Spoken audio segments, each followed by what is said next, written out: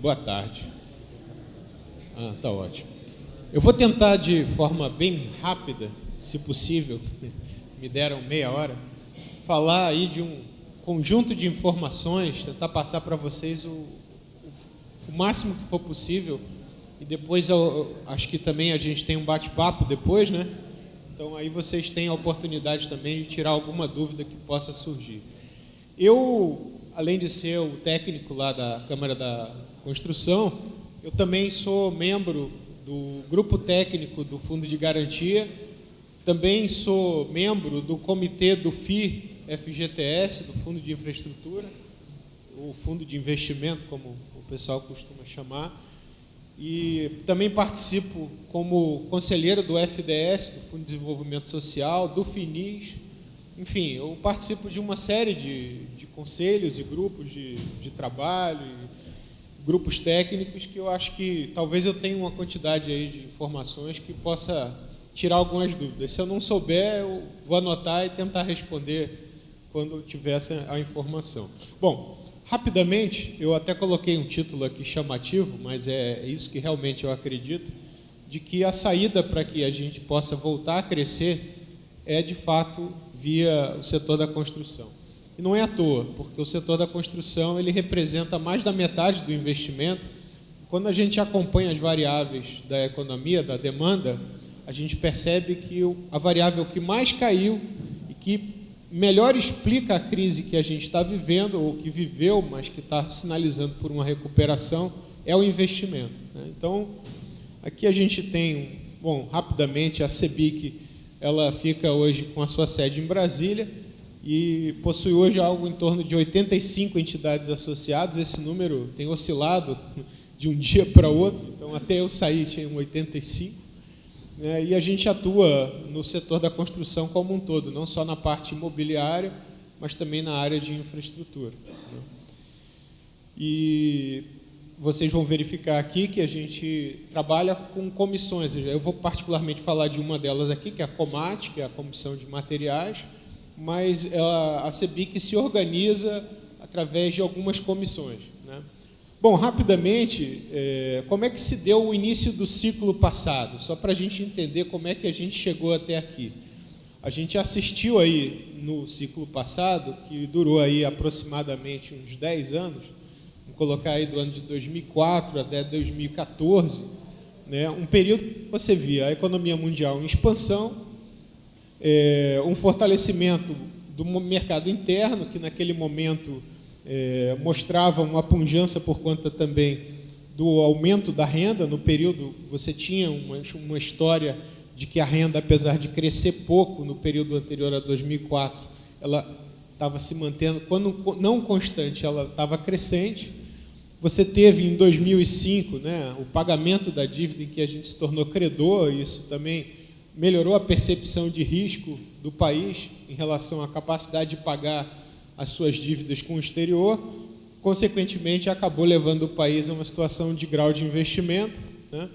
E nesse mesmo período, você fomentou uma série de programas com um estímulo fiscal, uma maior parte por estímulo fiscal, que, vamos dizer assim, fez crescer com muita força o emprego formal, a formalização do emprego, e, consequentemente, com a formalização do emprego, houve aumento da arrecadação, aumento da bancarização, aumento da renda, né, do crédito, consequentemente, porque se as pessoas estão formalizadas e o processo de bancarização é quase natural, o processo de aumento do crédito, inclusive do crédito pessoal, enfim, aumento da arrecadação, inclusive previdenciária nesse período, aumento da arrecadação do próprio Fundo de Garantia, que teve um período, eu diria, de 10 anos praticamente de arrecadação positiva muito forte, o que foi muito positivo para o setor como um todo, né? Bom, naquele momento a gente estava vivendo uma situação de estabilidade macroeconômica e a gente tinha uma questão que eu considero que foi importante para que o setor da construção fosse o escolhido naquele momento, além dele participar muito na questão do investimento, que nenhum economista tinha dúvida de que seria o motor, o melhor motor para você poder estimular o crescimento da atividade econômica, você estava vivendo um período em que tanto o capital era relativamente barato, como o custo do trabalho, né? Então, você tinha como fazer caber muitos projetos dentro de, eventualmente, os recursos que tinham sido disponibilizados para o setor. Bom, naquele momento também se fez uma série de melhorias no ambiente de negócios. Aqui, um fato que foi considerado um fato histórico, por exemplo, no segmento imobiliário, foi a Lei 10.931, que criou a figura do patrimônio de afetação, e você passou a ter alienação fiduciária, enfim, alguns instrumentos que o setor bancário passou a ter interesse, inclusive, em financiar o segmento imobiliário, que não era considerado um segmento atraente, porque retinha carteira e retinha recursos por um período muito longo. Naquele momento, o setor da construção se mostrava unido, tanto a cadeia como um todo, tanto as construtoras como tanto a indústria de materiais, como também a indústria de comércio, né? A Anamarco, na época, também se filiou. Enfim, era um grupo de, se não me engano, algo em torno de 40 entidades que se associaram e criaram um movimento que se chamou de UNC, União Nacional da Construção, em que, na época, produziram alguns documentos, e talvez um deles o mais importante, que mostrava a importância que o setor tinha naquele período, para poder apresentar ao governo federal, na época, no início do primeiro mandato do governo do PT, do governo Lula, um plano que depois veio a se tornar... e é difícil de dizer, porque vocês vão encontrar vários pais e várias mães desses programas, tanto do PAC como do Minha Casa Minha Vida, mas eu não tenho dúvida, até pela característica do documento, quando veio o PAC, que, se não foi o precursor, certamente se usou muito das informações que estavam nesses documentos para poder construir o programa de aceleração do crescimento à época. E mais tarde, no ano de 2009, o Minha Casa Minha Vida, em que ele veio de um programa que também tinha sido desenhado pelo setor, que tinha como o grande, vamos dizer assim, fomentador, executador do programa, o setor privado, em que o governo seria ou o comprador, o que iria fazer a política e a compra de alguns imóveis, no caso da faixa 1, né? Mas que os construtores efetivamente que iriam produzir, não seria através do governo, né? Que era mais ou menos o que se tinha em mente, ou a autoconstrução ou o próprio governo fazendo construção, e o programa trouxe também essa inovação para a habitação popular. Se colocou também muito recurso fiscal na época, por conta de entender que a melhor maneira de você incorporar as famílias de menor renda seria você complementar a renda. Então, você permitia que o sistema financeiro, o sistema bancário, só financiasse efetivamente o que a família tinha capacidade de pagamento, e você complementava a renda para que ele pudesse acessar aquele imóvel. Então, você não só tinha um conhecimento muito claro do seu passivo, porque você sabia exatamente quantas unidades, em que valor você tinha junto àquelas famílias, como o sistema financeiro sabia que estava emprestando efetivamente o que realmente tinham de capacidade financeira, capacidade de pagamento. Então, você não teve, isso fica muito claro quando você tem agora esse período de recessão, em que muito pouco se falou, ainda que se tenha crescido o número de extratos, mas muito pouco se falou em uma crise como foi a crise de outros países que também viveram recessão, e certamente a nossa recessão aqui foi a recessão mais forte da história do Brasil até hoje. Então, isso mostra que, de fato, essa estratégia foi uma estratégia de sucesso. Bom, naquele período se trabalhou com a figura de escala de produção, tanto grandes obras de infraestrutura, também como uma produção imobiliária em escala, principalmente para baixa renda, em que você desvia o foco para a produção de baixa renda, que até então era concentrado na média e alta renda, e você torna uma demanda que ela é potencial em demanda efetiva, porque muita gente que estava fora pôde participar do mercado. Então, ele também representou um período bastante inclusivo do setor, de pessoas que passaram a poder adquirir bens do setor da construção. Bom, aqui é para a gente ter um pouco dessa noção. Então, do que a gente percebeu naquele momento, tá?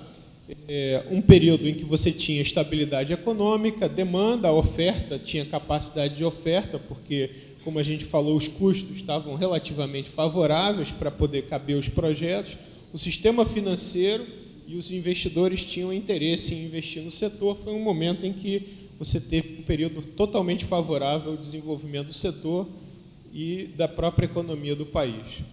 Aqui, rapidamente, para a gente entender agora o cenário que a gente está vivendo, né, em que a gente começa a também perceber alguns indicadores melhorando, em que você começa a ter condições para você recuperar ou retomar a atividade da economia.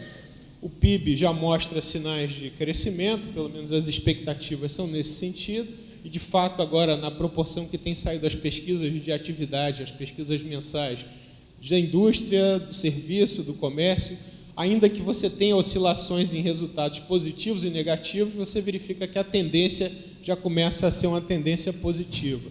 Isso faz com que os analistas tenham projetado um crescimento positivo para o Brasil já esse ano, e, ao mesmo tempo que você consegue ter uma inflação, né, abaixo até, por enquanto, da meta, mas com expectativas que ela fique ali no piso da meta, ao invés de no teto da meta, que foi estabelecido, e, consequentemente, você abre espaço também para uma queda da taxa de juros. O que é importante dizer é que essa queda da taxa de juros, ainda que ela tenha acontecido ou esteja acontecendo, ela ainda assim tem uma margem que a gente chamaria juro real, que é a inflação em relação ao spread bancário, bastante elevado, eu diria, né? Para as condições relativamente favoráveis, você está trabalhando com um spread aí, em média, em torno de 3%, o que significaria extremamente também atraente aos bancos de emprestar. Aí, eventualmente, existem hoje críticas em relação ao porquê que não está ocorrendo um aumento expressivo da oferta de crédito, apesar de a gente ainda estar vivendo, né, alguma situação de risco, ainda existem algumas carteiras inadimplentes, enfim, mas os bancos teriam capacidade de oferecer mais. E eu diria que o grande problema, apesar de estarem querendo acabar com o direcionamento, acabar com os recursos direcionados, que também afeta o setor, está muito relacionado ao processo de concentração bancária. E esse é um outro problema que eu não tenho visto um ataque, ou pelo menos ninguém chegar a citar isso de forma muito clara, considerando que muitos dos analistas que aparecem fazendo os comentários de economia são de banco. Eles provavelmente não vão aparecer lá dizendo que o problema é que o sistema bancário é concentrado. Então, até porque eu acho que eles não iam conseguir voltar empregados. Então, a questão é que os nossos analistas econômicos, em grande parte, não são do setor produtivo, são do setor financeiro, né? E isso cria problemas, porque o grande vilão acaba sendo o setor produtivo, que cria uma série de problemas. O setor financeiro aqui é quase um santo. Bom, aqui a gente tem um pouco dessa dimensão, e a gente já começa a ver os indicadores de confiança melhorando. E aqui é só para a gente ter aquela dimensão que eu falei, da relação que tem entre a variação do PIB da construção e a variação do investimento. Elas praticamente andam juntas, até porque a construção ela representa mais da metade do investimento fixo que o país realiza, né? Bom, aqui mostrando que a gente tem demanda, ou seja, a demanda continua alta, que é um daqueles requisitos que a gente viu lá para poder ter desenvolvimento, ter crescimento econômico, né? Ela praticamente se manteve constante ao longo dos anos, porque a gente tinha uma média de 1,5 milhão de famílias novas se formando a cada ano, e a gente conseguiu, de certa forma, por bem ou por mal, mas, enfim, conseguir reduzir, ou pelo menos manter o mesmo patamar de déficit, e a gente conseguiu, enfim, atender a pelo menos esse 1,5 milhão de famílias, mais ou menos, ano, de maneira que, ao longo dos últimos anos, a gente não percebeu um aumento do déficit, né? E, inclusive, o déficit relativo, que é o déficit em relação ao número de unidades, caiu, né? Porque significa, na prática, que eu aumentei o número de domicílios em relação ao número de pessoas que estão procurando imóveis. Então, o déficit relativo caiu. Bom, aqui é um dado interessante para mostrar também por uma estimativa feita pelo próprio Ministério das Cidades, que encomendou esse serviço, esse trabalho, para se ter uma dimensão de qual é a demanda futura, até para eles saberem qual o volume de recursos que vai ser necessário para atender o mercado. E aí vocês têm uma dimensão de que esse número é bastante expressivo. Tá? Eles estão trabalhando aqui com até 2040, algo em torno de 86 milhões de unidades vão ter que ser produzidas no país, para poder você conseguir debelar o déficit e evitar que cresça o número de habitações de déficit habitacional, né? Bom, aqui também, mais ou menos na mesma linha, um trabalho que foi realizado pela Fundação Getúlio Vargas para o Secov de São Paulo, em que ele mais ou menos estima a mesma coisa.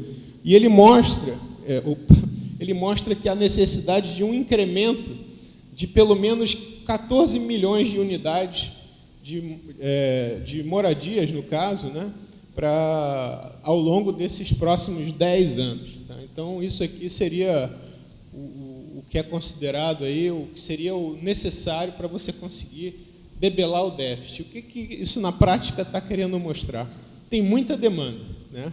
A questão é que a demanda tem ficado e continua concentrada nas faixas de renda menor, né?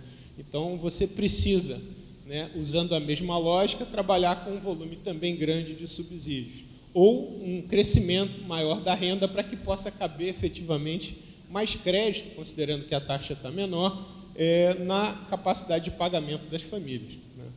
Bom, o que aconteceu para que esse modelo que a gente estava se esgotasse?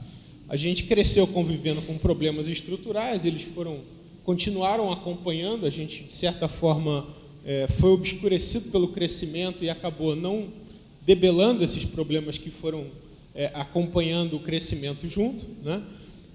Uma elevação dos custos de produção, ou seja, ao invés de você buscar ganhos de produtividade, você acabou tendo um aumento dos custos de produção, porque cabia no preço, então você acabou incorporando aumento do custo de capital, aumento do custo do trabalho, os salários crescendo em proporção maior do que a própria produtividade, mas cabia, de certa forma, no preço. Baixa produtividade, perda de competitividade. Isso foi fazendo o modelo se esgotar. Chegou uma hora em que, todo mundo deve lembrar, aí, faltou mão de obra, às vezes faltava material, dependendo do material que se utilizava. Enfim, a gente começou e aí a consequência disso aumenta o custo da mão de obra para poder conseguir ter a mão de obra, aumenta o custo do material para poder conseguir ter o material. E a consequência disso era que muitas das vezes o projeto ou os custos já não cabiam mais dentro dos projetos. Você começa a ter uma desaceleração da atividade. Um aumento continuado das despesas, por conta da cada vez mais necessidade de mais subsídios para poder conseguir caber as unidades, porque, obviamente, os preços também subiam, e você não conseguia ter um volume fiscal capaz de conseguir acompanhar, ainda mais quando você começa a já ter um processo de desaceleração da atividade econômica, em que você tem uma redução da arrecadação e você não consegue mais fazer caber aquele volume de subsídios que seria necessário para, de fato, fazer o programa, pelo menos os programas que tinham uso de recurso público, acompanhar, né? Bom, limitações fiscais, necessidade de estabelecer a trajetória de dívida, porque já começava a se falar em insolvência do país, em incapacidade de conseguir manter aquela dívida naquele montante, considerando uma taxa de juros muito alta, né, em que ela crescia de forma exponencial. Recuperar, né, o resultado primário, porque já se começava a haver déficits primários, investimento público em forte retração, de maneira que eu diria que o PAC, quase que praticamente a gente pode dizer que ele quase foi extinto, se não dá para dizer ainda que foi extinto, porque oficialmente ele não foi extinto, mas se olhar nas propostas que tem, inclusive do ano que vem, até aqui, como não foi aprovado um orçamento novo, que a gente tenha praticamente zero de investimento para a área do parque, tá? O investimento que tem lá é praticamente só o recurso para poder manter o que já tinha sido contratado. É basicamente isso. E o próprio Minha Casa Minha Vida até aqui está zerado, tá? Tem recurso zero dentro da pasta do Minha Casa Minha Vida. Bom, as políticas de transferência, elas tendem a ser procíclicas, ou seja, no momento em que a economia cai, você não consegue manter aquelas políticas, e a consequência disso é que o crescimento da economia acabou tendo uma dependência muito grande da capacidade fiscal, da capacidade dos governos. Bom, o que também explica, de certa forma, essa situação? Um sistema tributário que ele, na verdade, reduz e penaliza o setor produtivo, em que produzir acaba sendo muito penalizado. O próprio custo do salário, o custo da mão de obra, o custo da folha, comprovadamente, inclusive quando se fez a questão da redução da tributação sobre a folha, mostrou que essa redução de custo, de fato, conseguiu manter ainda algum nível de atividade, mostrando que, de fato, a folha, em particular para o setor, pesa muito. Educação de baixa qualidade, o que dificultava o acesso a novas tecnologias, novas formas de produção. Infraestrutura ainda deficiente, para que você pudesse ter competitividade do país em relação a outras economias. Uma legislação de capital e de trabalho ainda muito inadequada, a figura de capital, inclusive, falando aqui um pouco sobre o sistema mesmo das bolsas, o sistema do mercado financeiro, o mercado de capitais, juros e spreads ainda elevados. A Petrobras, em particular, e particularmente para o Rio, sem nenhuma paralisia praticamente completa, e, consequentemente, também a paralisia da sua cadeia de fatores, de fornecedores. A consequência disso, para o Rio, foi muito séria, para o país, certamente, também, porque algo em torno de 10% do investimento da economia nacional era atrelada à cadeia produtiva da Petrobras. Daí vocês também imaginam o que não representou essa desaceleração da atividade da Petrobras para o nível de investimento do país. Pouca transparência na relação público-privada e, aí, consequentemente, uma série de casos aparecendo, de escândalos, de corrupção, enfim. Se estabeleceu, então, uma prioridade, uma agenda econômica que ficou acertada principalmente no ajuste fiscal, numa tentativa de melhorar o ambiente de negócios, em buscar aumento de produtividade e, consequentemente, um crescimento sustentado. A figura de crescimento sustentado está mais atrelada à figura de desequilíbrios estruturais, e aí se fala na reforma da Previdência, reforma administrativa, reforma do Estado, reforma política, porque são questões de ordem estrutural, não são conjunturais, e aumento da produtividade como uma estratégia para poder retomar o crescimento e um crescimento de maneira mais sustentável. Aqui já mostrando alguns números, mostrando aqui a relação do PIB nacional com o PIB da construção, que é o PIB em vermelho, mostrando que quando o PIB da construção sobe, o nacional acompanha, quando o PIB da construção cai, o nacional cai, e a nossa tendência hoje está em sentido contrário. Enquanto o nacional está com previsão de crescer algo em torno de 0,7, a gente está com o PIB da construção prevendo cair 5,2, ou seja, no mesmo nível que caiu no ano passado. Vão ser 4 anos de queda, e isso significa uma retração de algo em torno de 18% da atividade nos últimos 4 anos, um número bastante expressivo. A gente está voltando aí para os anos de 2009, tá? Então, 2008 e 2009, considerando essa desaceleração. Se a gente for abatendo, a gente chega ali no ano de 2009, é mais ou menos isso. E outros números até piores. Quando a gente volta para o emprego, quando a gente volta para outros indicadores, a gente volta para números até mais para trás. Tá?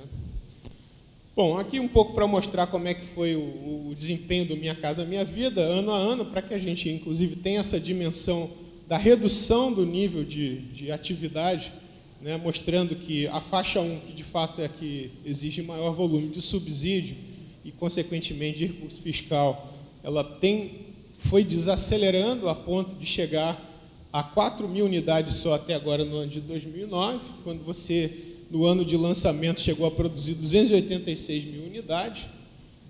Então, aqui a gente tem uma dimensão de como que o programa tem se comportado.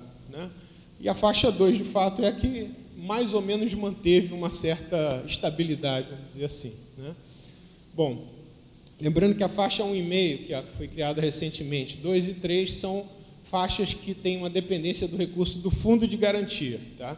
Então, aqui mostrando também como é que se comportou, e aí mostrando o crédito imobiliário, o financiamento imobiliário, de crescimento exponencial no período de crescimento da atividade do setor, e a partir de 2014 a gente já começa a assistir uma desaceleração muito forte. De maneira que, se vocês olharem a curvinha, o azul, que é do fundo de garantia, ainda assim continuou crescendo, enquanto o da poupança caiu e caiu vertiginosamente. Ou seja, quem manteve a atividade do setor foi o Fundo de Garantia, claramente, né? Inclusive atuando em faixas de mercado, que não é o objetivo do fundo, que é exatamente para atuar em faixas de menor faixa de renda, né? Bom, aqui a gente tem uma dimensão desse comportamento em cima, não vamos entrar em muito detalhe, e aqui novamente mostrando exatamente isso, né? Os valores que foram financiados de FGTS e SBPE, mostrando aqui o número de unidades. Nitidamente, o Fundo de Garantia manteve o crescimento da atividade de financiamento, enquanto o SBPE literalmente despencou, né? Bom, aqui uma observação. O que a gente tem assistido ao longo dos anos, e esse ano em particular, é que a gente tem tido uma situação de uma contratação crescente, com, consequentemente, também desembolsos crescentes, né? Isso tem feito com que o fundo, principalmente nesse período agora de crise, começasse a ter uma situação de um fluxo de caixa desfavorável. O que significa isso? O retorno começou a ficar menor do que a saída, tá? Isso significou uma redução do fluxo de caixa. Isso não seria um problema, considerando que ele acumulou bastante recurso como um fundo ao longo dos últimos 10 anos que a gente falou aqui, que foi o período de crescimento. Só que o que aconteceu é que, associado a isso, o próprio fundo acabou sendo o posto Ipiranga da crise, né? Todo mundo que imaginava que tinha que fazer alguma política de estímulo à atividade econômica olhava para o fundo e falava: esse aqui ainda tem dinheiro, esse aqui ainda tem dinheiro. Então, a gente assistiu aí saque das contas inativas, ouviu até papo de financiamento de carro e tal, e hoje a gente está, inclusive, com um desafio no Congresso, que é o desafio de evitar que o fundo, que é um fundo feito para desenvolvimento urbano, seja usado para pagamento de mensalidade, pagamento do FIES, né? Eu acredito que alguns tenham acompanhado, estejam acompanhando essa situação, que você praticamente mata o fundo. Essa é uma questão extremamente importante, porque o fundo, como todo fundo, precisa acumular por um período para poder executar. Se você passa a ter todo mês a possibilidade de sacar para pagar a mensalidade, ele vira uma conta corrente, perde característica de fundo, ele não tem mais capacidade de financiamento, né? Bom, aqui a gente tem uma dimensão de como é que ficou a arrecadação do fundo, e já olhando, só lembrando que o primeiro semestre de 2017 também continuou negativo, coisa que não acontecia, né, nos anos anteriores. Se a gente for olhar, ainda que a gente tenha uma redução do crescimento, a gente tinha saldos positivos, ou seja, esse ano o fundo está com arrecadação líquida negativa, né? E a tendência é que essa arrecadação, se melhorar a partir do segundo semestre, ela eventualmente vai conseguir, no máximo, zerar a posição. E essa posição também está sendo projetada para o ano que vem. Aqui, um dado que eu acho que é interessante, foi votado ontem, né, no Conselho Curador do FGTS, o orçamento plurianual.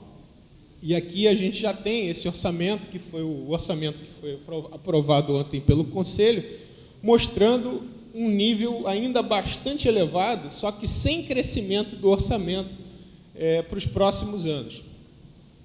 Eu destaco isso, apesar do volume ser bastante alto, porque nos últimos 17 anos o Fundo de Garantia teve orçamentos crescentes, né? E esse ano é o primeiro ano em que o orçamento do final do ano vai ser menor do que o de 2016 e que, a partir do ano que vem, a gente vai manter ele constante. Está sendo um desafio muito grande manter esse orçamento constante, mas o objetivo é não deixar que o que ainda existe de atividade no setor da construção, que particularmente está sendo financiado com o Fundo de Garantia, pare de vez. Claro que, com os ataques que estão acontecendo ao fundo, a gente vai precisar rever esse orçamento. A própria legislação trabalhista, a nova legislação que permite o acordo, né, a demissão por acordo, a questão do processo de contratação por PJ pode afetar a arrecadação do fundo. Então, a gente também vai estar fazendo uma reavaliação já a partir de fevereiro desse orçamento, esperando que não precise rever para baixo, né? Mas não é impossível que isso venha a acontecer. Se for o caso do FIES, eu posso dizer que isso daqui vira fantasia, não tem a menor chance de acontecer, né? Por isso a importância de não deixar esse projeto avançar. Bom, aqui ainda desembolsos superiores aos retornos, comprometimento das disponibilidades, comprometimento da capacidade de realizar aplicações. Aqui, rapidamente, mostrando como é que se comportou a contratação de empregos formais ao longo dos últimos anos. Esse dado aqui já está até setembro, que foi o dado que saiu também anteontem. Aqui mostrando uma situação de emprego e renda, e que eu acho que é importante também mostrar que o crescimento da renda, né, no setor da construção, quando ele não cresce, ele, na verdade, se mantém constante. Ou seja, apesar de toda a crise, a gente, quando olha o rendimento, ele não caiu. O que caiu foi o emprego formal, mas a informalidade cresceu nesse período. E como a pesquisa que é feita perguntando a renda, o que se percebeu é que a renda, quando você junta o informal com o formal, na média ela se manteve praticamente constante. Ou seja, a queda da atividade econômica não fez com que houvesse uma queda significativa do rendimento do trabalho. E a consequência disso é que os custos, nesse momento, estão no alto ainda. Os custos de produção ainda são muito elevados, seja pelo aumento do custo de materiais, seja pelo aumento do custo de mão de obra. Tá? Bom, e aí a consequência disso é, qual é a única forma de fazer o setor crescer, considerando que, pelo custo alto, poucos projetos vão caber dentro, né, do setor? Aumento de produtividade. Essa é a palavra de ordem do momento. Melhoria de gestão, produtividade, como um instrumento para você conseguir fazer um novo salto, porque senão você vai crescer em ritmo muito leve, muito devagar, para de fato conseguir recuperar todo o tempo que está sendo perdido. Então, aqui, só para vocês terem uma dimensão, eu fiz aqui uma relação, não coloquei, de 2007 a 2015, tá? Mostrando aqui por segmento, né, mostrando que o segmento de edificações foi o que apresentou o maior índice de produtividade, e o índice do segmento de serviços especializados foi o que apresentou a menor produtividade. Tá? E o de infraestrutura também com produtividade. Isso aqui é só olhando a produtividade do trabalho, tá? Da mão de obra, através dos dados da PNAD contínua, tá? Aliás, minto, da PAIC. Aqui, a gente está olhando aqui, entre agora o porte das empresas. As empresas médias foram as que também identificaram, também até porque são o maior volume, o menor índice de produtividade. E aqui também, aqui já fazendo, né, uma alusão entre o preço, o aumento do custo dos salários e o aumento da produtividade. Também mostrando que os salários sempre cresceram em ritmo muito mais forte que a produtividade, a ponto de ele ter crescimento positivo num período em que a produtividade era negativa. Né? E eu quero destacar aqui o seguinte, a gente está mostrando sempre que serviços especializados é o segmento da construção que mostrou o menor índice de produtividade. Por que isso aconteceu? Bom, aqui mostrando novamente que é o segmento de serviços especializados que você tem também o maior número de empresas. Tá? Eu diria que a grande oportunidade de melhoria de produtividade está nesse segmento. Por quê? É o segmento de serviços especializados, e acredito que é onde a maior parte dos senhores também se encontra, que, eu diria, presta serviço para o setor da construção como um todo. Né? E o que aconteceu é que, em muitos casos, houve um processo de você ter a formação de empresas, que, na verdade, não eram empresas, às vezes um grupo de especialistas, de pedreiros, enfim, se juntavam e colocavam ali como empresa, mas eles não tinham gestão, eles não sabiam fazer como buscar recurso em banco, como, enfim, você não tinha a figura efetivamente de uma empresa, ele não tinha ganhos de produtividade, ele sabia fazer mais do mesmo que ele sempre fez.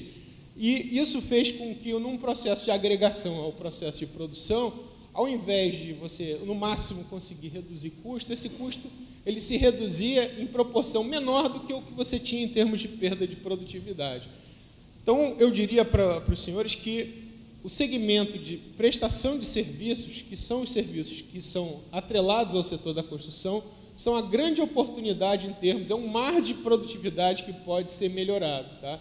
E, certamente, o setor da construção como um todo teria um ganho, considerando que vocês viram que o segmento isoladamente de edificações e até o mesmo de infraestrutura, apesar de negativo, é relativamente baixo, a produtividade não é tão crítica como do segmento de prestação de serviço. Ou seja, melhorando a produtividade dos serviços, certamente você teria uma melhora expressiva de toda a atividade do setor econômico. Tá? Aqui, para dar um susto, esse livro saiu semana passada, aliás, minto, 2 semanas atrás, do Armando Castelar, que é um economista aqui da Fundação do Rio de Janeiro. Esse livro é o Anatomia da Produtividade no Brasil. Ele chega a dizer que esse aí tem sido a média de crescimento da produtividade do Brasil, e aqui não é só do setor da construção, mas a construção até tem alguns indicadores no livro piores um pouco do que a média nacional, em que a gente demoraria 100 anos para conseguir chegar no nível de Portugal se a gente mantiver o nível de produtividade que a gente tem hoje. Então, isso aqui é só para vocês terem uma dimensão do que a gente está falando, né? E a gente faz, às vezes, piadinha de português, e eu acho que a gente é que está sendo... Enfim. Aqui alguns indicativos de como melhorar essa produtividade porta dentro, porta fora. Acho que não tem muito o que fazer, a questão de gestão, a questão de inovação, melhoria dos processos produtivos, enfim, maior industrialização. E não vou aqui entrar nessas questões, mas lembrar aqui que a gente está com o BIM. Eu acho que é impossível de falar de ganhos de produtividade, de melhoria do processo de gestão, sem falar de BIM, né? Então, isso aqui é uma questão que eu diria fundamental para que também os prestadores de serviço consigam se inteirar, porque hoje o BIM está muito focado e pensado muito na questão de projeto, mas ele tem que ser pensado em todo o processo, em toda a cadeia, e certamente ele vai precisar que todo mundo entenda desse assunto em muito breve, né? E aqui, só para mostrar para vocês que a CEBIC, até tentando contribuir com essa, vamos dizer assim, essa necessidade de inovação, de difusão da inovação, difusão da tecnologia, tem no site uma área chamada Publicações, em que a gente tem uma coletânea de documentos do BIM, inclusive ensinando o que é, como é, para que serve, como é que faz, onde é que tem curso, enfim. E aqui também apresentando alguns outros projetos que a gente tem lá, disseminação de boas práticas, a questão de ética e compliance, que eu diria que hoje também não dá para você imaginar a relação público-privado, a relação público-público, privado-privado, no nosso caso, de melhoria, também de transparência, isso passou a ser fundamental, e o futuro da minha cidade, que é algo que a gente também está buscando, que não é só aumentar a quantidade, que foi o que a gente fez, de habitações, agora a gente está pensando também em tentar melhorar a qualidade da ocupação urbana, tá? Não só a quantidade, que foi o que se viu muito nesse último ciclo. Bom, a gente imagina que vai vir a solução através de muitas concessões e PPPs, considerando a crise fiscal dos estados, dos municípios e até da própria União, a busca por novas fontes de recursos, e aqui a gente inclui os sistemas financeiros, o mercado de capitais, o mercado financeiro, que deve passar a ocupar um papel importante, alguns títulos, como a própria nova, que é a letra de crédito imobiliário, a LCI, e tem agora a LIG, exatamente, a letra imobiliária garantida, que com taxas de juros no patamar que a gente tem hoje, passa a ser atraente. Aliás, o setor da construção vive, eu diria, ou esse momento, ele é um momento ímpar, porque com taxa de juros no nível que a gente está vivendo, por um período relativamente longo, supondo aí 2, 3 anos de uma taxa nesse nível, a gente vai ter uma mudança radical da estrutura do sistema, porque você passa a ter novas fontes de recurso, passa até as fontes tradicionais a se tornarem caras, e você pode eventualmente trazer muitos agentes financeiros, inclusive se fala muito hoje em fintechs, enfim, de outras estratégias, de outras estruturas, que passam também a ter interesse em participar do setor, por ser um setor que paga ou que vai estar remunerando melhor do que a média dos papéis que o mercado vai estar pagando, né? Prioridade no investimento como política de Estado. Bom, enfim, passei muita coisa, muita informação. Obrigado.